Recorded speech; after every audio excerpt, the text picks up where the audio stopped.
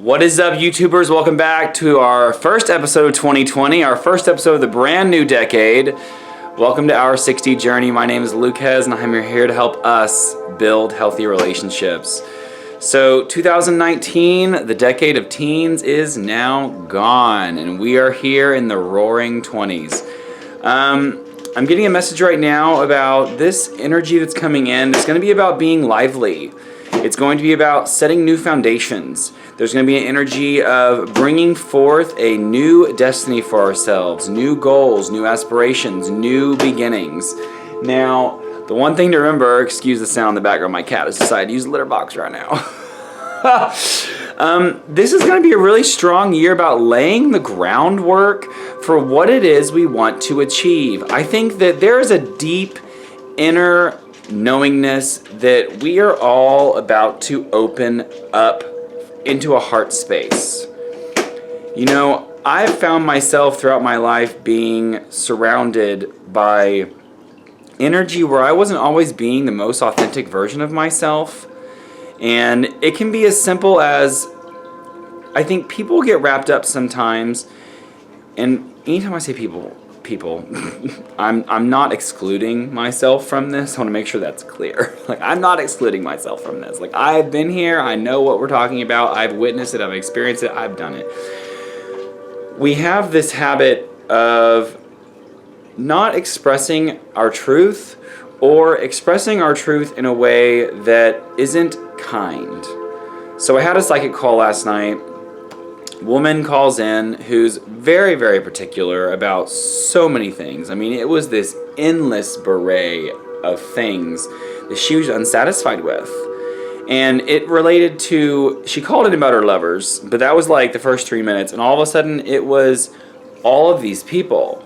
It was going in so many directions about how, and it was this energy of compare and contrast, compare and contrast, compare and contrast, compare and contrast. This person's not like this person, this person's like, and it was like she was looking in all of these different people for one person, one perfect, rounded person that honestly probably does not exist. And I think I've made that habit myself too, where I look at someone and instead of focusing on what it is that they offer me, what it is that their gift is, their talent, their good vibration, I find what it is that doesn't work and try to pick it apart. And I told her, what I'm telling myself, what I'm telling you, is we have to love all people from a state of non-change.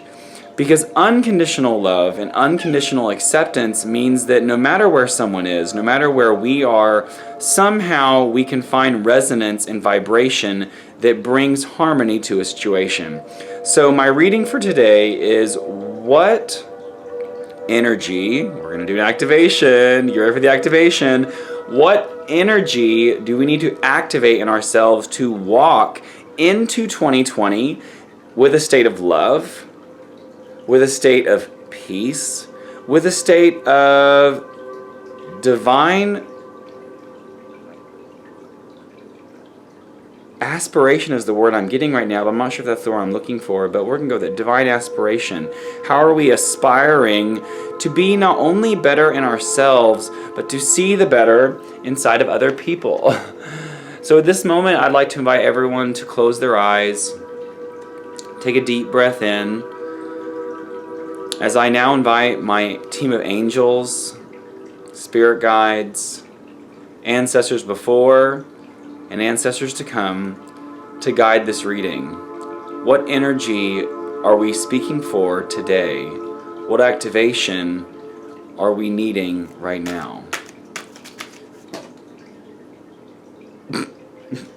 It flew out! Alright guys, so remember as this card pops up, make sure that you are relaxing your mind, allowing the image to pour deep through your eyes, into your brain, have it receive down to the brain stem, travel down through your body into the deepest seat of your consciousness. So our card today is the third eye. This is card number 6. 6 has been a very powerful vibration in my life recently. There were so many 6s this last week that honestly they're not even countable. And the 6th card in this deck is the energy of the third eye.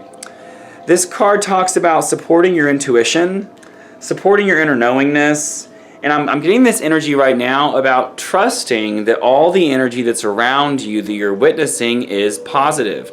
6, this is the number of family, it's the number of balance, it's the number of friends, it's the number of celebration of the relationships we have in our lives. This is also, the third eye represents our imagination, our psychic power, our eye that sees when the other eyes are closed, what it is that you see in the darkness. Now, this image you're seeing is the circle of life. It's the main image for this entire deck, is the circle of life. All things in our life that are organic are created out of these circles. The story of the circle of life is that consciousness becomes alive. That is the very middle dot you see. Then as that consciousness becomes aware of itself and realizes it can move, it moves to the next circle, the dot above, and it goes all the way around. Then it goes to the next dot above, all the way around. And that energy of spiraling circles is divine creation. So this image is perfectly proportioned. It's a flower. This flower as a whole represents harmony in the universe, reminding ourselves that all things, even when they're considered separate in our mind, are actually working universally together. This is about human understanding, connection, being a spiritual being, and moving from a place of enlightenment. This color, the indigo color, is represented for the space between the bridge of your nose. I like to think of it as a triangle. Your eyes, the center of them, represent the bottom of the triangle, and there at the top of the triangle is the third eye. This is talking about seeing beyond three-dimensional reality, beyond the negative circumstances of people, places, and things, and then merging yourself with your unconsciousness, merging into royalty, power, wealth. This image can be greatly associated with taking a position of authority and rooting yourself deeply into Source and reminding yourself that at all moments we are all telepathically connecting to each other. And as we are connecting telepathically, if you have any thoughts of judgment or hate or discrimination, those people, their energy, their soul, and all of your energy and your soul, of your guides and angels, they hear you. So make sure that you're checking your thoughts.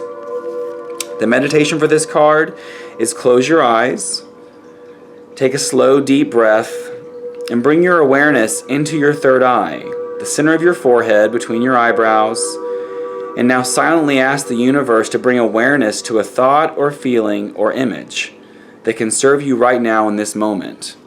And as you're gazing into this card, what image comes up in your mind? All right, so I really like that. Didn't expect that one to come. I'll be honest. I didn't see that one coming. Didn't see it coming at all.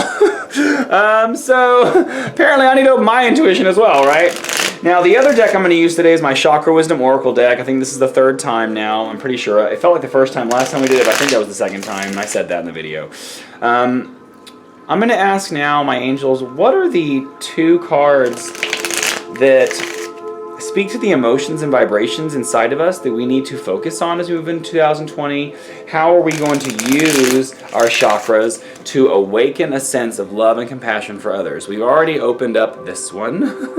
This is activated right now, so we have intuition happening now. I'm getting the number 13, which is transition and death, and number 26. So 1, 2, 3, 4, 5, 6, 7, 8, 9, 10, 11, 12, 13. 14, 15, 16, 17, 18, 19, 20, 1, 2, 3, 4, 5, and 6. All right. On the bottom, miracle. Focus on your blessings. Know that miracles are on the way. For those of you that had a rough 2019, and I have not met anyone yet that didn't have a rough 2019, so if you are not one of those rough people, please put comments below, because it seems like the whole world went through a rough transition this year. Oh, wow. All right, so we got 2 cards. The first card is Perception. The thing that I remember most about this card is that it's a woman building a garden. And as she's moving through this garden, she is perceiving and receiving what of parts of the garden are no longer necessary. Which things is she trimming out? This card is talking about us removing the energies from our life that are no longer serving, not deliberately walking into situations that do not serve our highest good. It's talking about finding the things in your life that need transformation, hence the butterfly in the top, and really focusing on the things that you can change, and then allowing yourself to let go of the things that you cannot change. This is also talking about how right now our energy is full circle. I remember I had a call yesterday of a woman. I told her that she had lost $8,000 through a theft, and I said, I'm getting an energy right now that karma is now paid. So even though you feel like you're losing all this energy and this $8,000 is now gone, I need to let you know that your karma has now been paid. Any theft you've been involved with your entire life, whether it be energetically or physically, monetarily, that theft has now been paid. You are now considered debt-free. And I think that's the energy of 2020. We are walking into a time of being debt-free. And so it's going to be our perception moving forward of things being positive or negative as to whether or not it affects us. I think this card also reminds us that going back is never an option. And we need to focus on what we do have, perceiving the positive things. And then the questions for this card are, what in my life need tending? And how good will I allow myself to feel in this moment? This is about transformations of the heart, a change in perception, walking into the unknown with courage and trust. And this is about finding a richer experience based on the beauty and open-heartedness and appreciation you have for other people. My cat just knocked that over. The second card we have today is Vanity. So, ooh, wow. Vanity, vanity, vanity, vanity, vanity, vanity, vanity.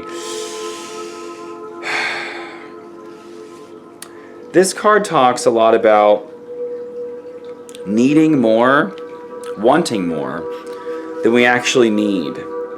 This is talking about people that live in that moment of never having enough, people that look for the outside for validation. And so the energy I'm getting right now for this card is that it's time to self-validate. In relationships, in love, it's time to stop looking for other people to validate your feelings, your thoughts, your ideas, your goals, your dreams. It's time to self-validate. Quit trying to show off to the outside world what it is that you are, what it is that you want, because in the end, the more we show off, the less we are capable of achieving the energy on our own, because we're taking someone else's perception of us, people that might not be supportive, people that might try to tear us down, and then we absorb that energy. And as we absorb that energy, because we're living in vanity, we no longer have the opportunity to actually achieve the goal. This card talks about environmental tension and releasing it through your own truth. It's about living in illusion and delusion as opposed to living in your own self-created manifestation. It's about self-doubt and not having the power to change. So this is speaking deeply that it's time to own up to what it is that you know you can do. The questions for this card are you feeling disconnected from many people in your life right now? Why is that? How have you self-created that energy? And you may be looking at the outside again for validation. You're trying to get an approval from the outside that's never going to come through. This card is about faith, awareness, and transformation. So, I'm not grounded on this reading yet. Something's missing. So we had the third eye, perception, vanity, and validation. Something's missing. Gold. Embracing a sense of purpose. Midas, King Midas. So the energy I'm getting now is that we need to remember that all relationships in our lives can always be transformed at any moment. That we are in fact the drivers of change. And that's an issue that I've had a problem with in the past, is trying to change the outside world to match what it is that I think I need. When in fact, if I change myself and my own perception, life there. All right, we can't keep going. I'm not even gonna put this card on the screen. Facade, right? So this whole year is about living in truth, and I know that that's just an affirmation for you, right? It's an affirmation for me. It's something we've always known, but that's what this year is going to be about. We are genuinely going to step into our truth and step into a willingness to receive energy and to give energy from an honest, accurate, faithful, trusting, worthy place. I still feel like this reading is not grounded right now. Like something's missing. I can feel it. 1 second. Alright, so I almost grabbed this deck because I just love using it, and I was like, no, it's fine. But now I'm like, no, I need the angels to step in, because there's this right now. It's saying open your eye. Quit putting off an energy of inauthenticity. And I said all that before we even got to the cards, right? But there's an angel message that needs to come through. So my energy oracle deck, we are going to bring...